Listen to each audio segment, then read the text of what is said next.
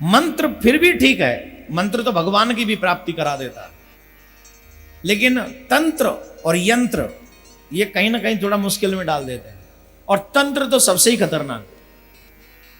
तंत्र के द्वारा जब आप कुछ करना चाहते हो तो अपना भला करोगे तो किसी न किसी का बुरा करोगे, और अगर किसी का बुरा तुमने किया और अपना भला किया तो मेरे भगवान की नजरों में तुम उसी वक्त गिर जाते हो। उसी वक्त जब तुम दूसरों का बुरा करके अपना भला करना चाहते हो। याद रखना, दूसरों का भला करके तुम कभी महान नहीं बन सकते। जितने भी लोग यहां कथा सुन रहे हैं इन सबसे मेरी एक निवेदन है, आस्था पे भी जो सुन रहे हैं, बहुत सी माँ बहन बेटियां मैंने देखी हैं, अधिकांश देवियां इस चक्कर में जल्दी आ जाती हैं, तंत्र के चक्कर में। आपने कई कथाएं भी सुनी होंगी, कहानियां भी सुनी होंगी, न्यूज चैनल भी देखे होंगे। पड़ोसी के बेटे को समाप्त कर दो तुम्हें औलाद हो जाएगी, फलाने में ऐसा करके आ जाओ तुम्हें ये मिल जाएगा। ये तंत्र है। अगर तुम लोग ऐसा करोगे तो तुम कभी भली भांत सुख नहीं पा सकते। हो सकता है कुछ दिन के लिए तुम्हें ऐसा लगे कि पॉजिटिव हो रहा है, लेकिन अंत तो गत्वा नुकसान तुम्हारा ही होगा, एंड तुम्हारा ही बुरा होगा। अगर तुम किसी का भला नहीं कर सकते तो कम से कम किसी का बुरा मत करना। यही हमारे शास्त्र कहते हैं और यही हमारा सिद्धांत भी होना चाहिए। बुरा मत करो किसी का नहीं, नहीं।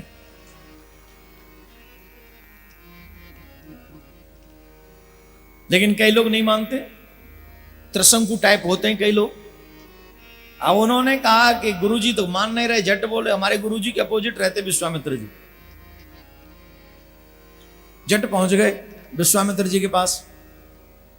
आप तो श्रेष्ठ हैं, आप महान हैं, कृपा करो हमें सशरीर स्वर्ग भेज दो। हमारे गुरुजी ने मना कर दिया। और विश्वामित्र जी जब सोचते हैं जो वशिष्ठ ना कर सके वही मैं करूं। कई लोग होते हैं जिद्दी होते हैं, बोले ठीक है मैं तुम्हें, वशिष्ठ ने मना कर दिया, बोले हाँ, बोले ठीक है मैं भेज दूंगा तुम्हें सशरीर स्वर्ग, मैं तुम्हें सशरीर स्वर्ग भेज दूंगा। और अपने बल के तप बल के प्रभाव से त्रिशंकु को ऊपर भेज दिया। और ऊपर जब गए तो वहां जाकर भाई ये शरीर कौन आ गया, ये मानव। देखा त्रिशंकु है तो वो सब थोड़ा उसका देखा। चित्रगुप्त ने बोले महाराज अभी इनका समय तो है नहीं और ये शरीर आ गए, झट ऊपर से धक्का मार दिया।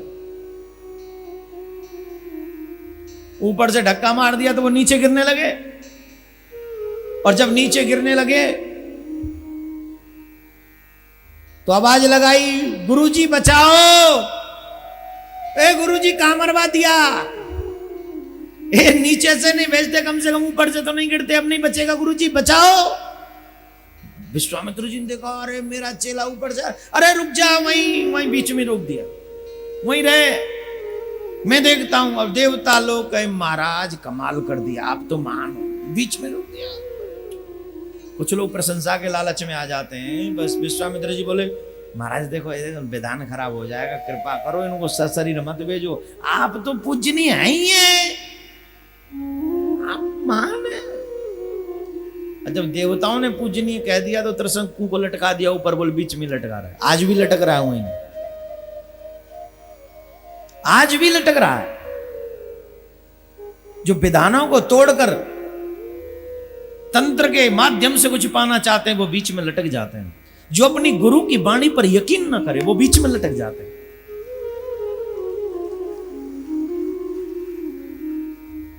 रुको ना, अभी और बोलूंगा। गुरु पूर्णिमा आ रही ना, इसलिए ज्यादा बोलना है। हाँ हाँ, बहुत से लोग मेरे पास भी आते हैं, अपने गुरु की निंदा करते हैं। महाराज हमारे को गुरु बनाना है, वो हमारे गुरु ठीक नहीं है। तू ठीक है, तू ठीक है माखन, ओ मलुआ तू ठीक है भैया। महाराज हमारे गुरुजी तो बचपन में मिले थे, तब से अब तक मिले नहीं, तो हम तुम्हें बना लें गुरु। मैं नहीं तो बचपन में तो मिल गए थे गुरु, में तो अब ते बुढ़ापे में मिल लूं, अब मिलूं ना मिलूं, अगली बार मैं आऊं जब तक। जो है उसी को रख ले, क्यों? क्योंकि गुरु साक्षात परब्रह्म। तुम गुरु की लीला को समझ नहीं सकते। तुम्हारी औकात क्या है जो तुम गुरु तत्व को समझ लो? इतना ही कैपेसिटी होती तो तुम भगवान से न मिल लेते। गुरु श्रेष्ठ है, इसलिए गुरु कह दे रात तो रात, दिन तो दिन, यकीन करना गोविंद मिलेंगे। और अगर यकीन नहीं किया तो किताबें पढ़ता जा, देखना हश्र क्या होगा। त्रिशंकु ने अपने गुरु की बातों पर यकीन नहीं किया, विश्वामित्र के पास गए और विश्वामित्र के पास जाकर कहा मुझे स्वर्ग भेज दो। तो आज भी लटका हुआ है, उसके मुख से एक लार टपक रही है, जिससे कर्मनाशा नदी प्रकट हो गई। और उस जल का यह प्रभाव है, अगर वो जल किसी के भी तन को स्पर्श कर ले तो उसके सारे सुंदर और अच्छे कर्म नष्ट हो जाते हैं, जिसका नाम ही है कर्मनाशा नदी। जितने भी अच्छे काम हैं वो सब नष्ट हो जाते हैं, अच्छे कर्म। क्यों भाई अच्छे कर्म क्यों नष्ट हो जाते हैं? बोले ये उसकी लार से बनी है, त्रिशंकु की लार से, जिसने अपने गुरु के वचनों पर यकीन नहीं किया था। और जो गुरु के वचनों पर यकीन ना करे तो उससे कोई कर्म बढ़ाने वाला तो नहीं, कर्म मिटाने वाला ही हो सकता है। ऐसे व्यक्ति का सानिध्य भी आपको आपके भगवान से दूर ले जाता है। ऐसे व्यक्ति का कभी सानिध्य भी मत करो जो धर्म पर यकीन न करे, जो गुरु के वचनों पर विश्वास न करे। ऐसे लोगों का संग भी आपको अधर्मी बना सकता है। बोलो राधे राधे। जोर से बोलना पड़ेगा और जोर से बोलना पड़ेगा।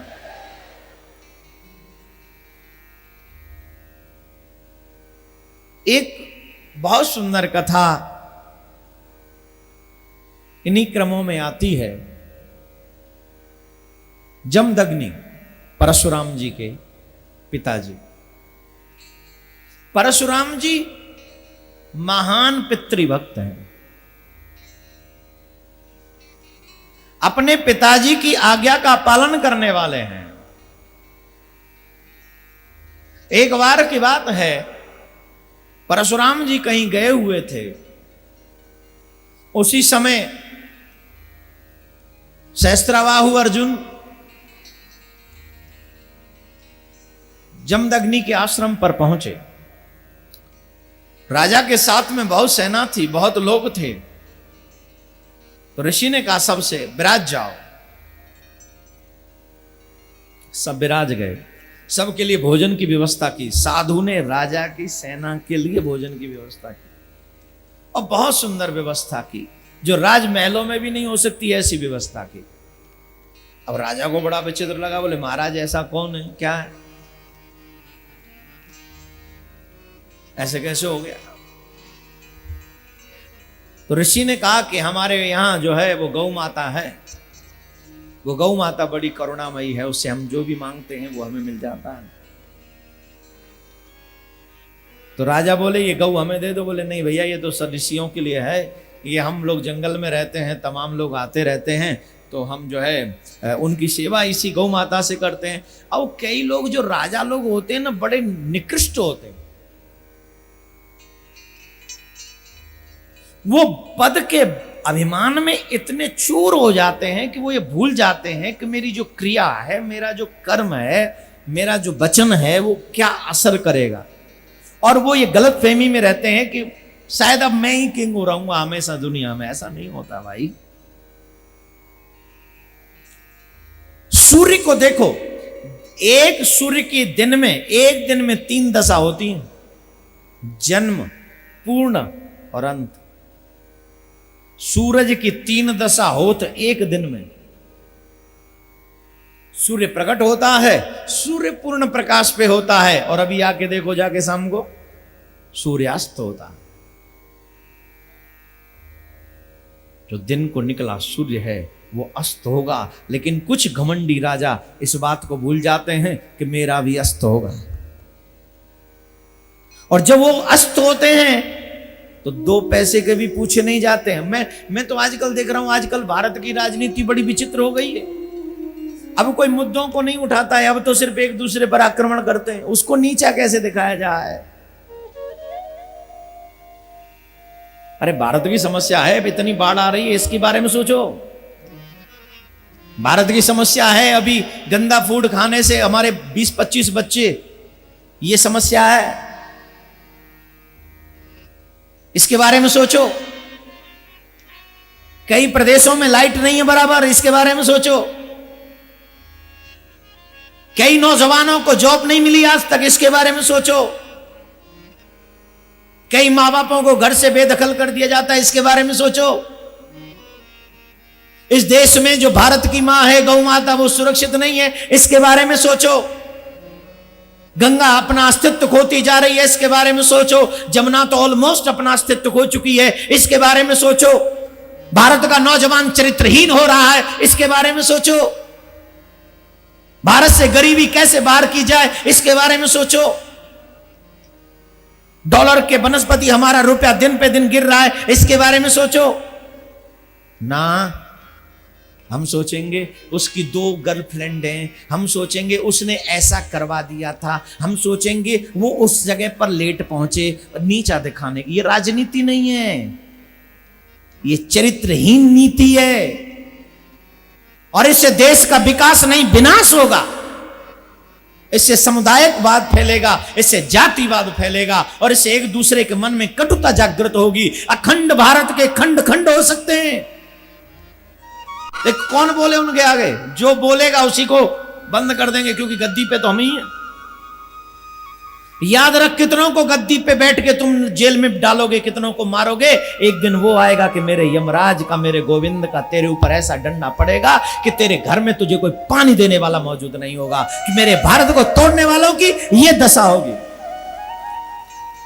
डरना उस दिन से जिस दिन तेरे घर में तुझे कोई पानी देने वाला ना हो। माफ करना, रावण का यही असर हुआ था। 1 लाख बेटे थे, 1.25 लाख नाती, पानी देने वाला कोई नहीं। उसने भी भारत की एक स्त्री पर आक्रमण करने की कोशिश की, भारत की अस्मिता को लूटने की कोशिश की रावण ने। तो क्या हुआ? घर में पानी देने वाला नहीं बचा कोई।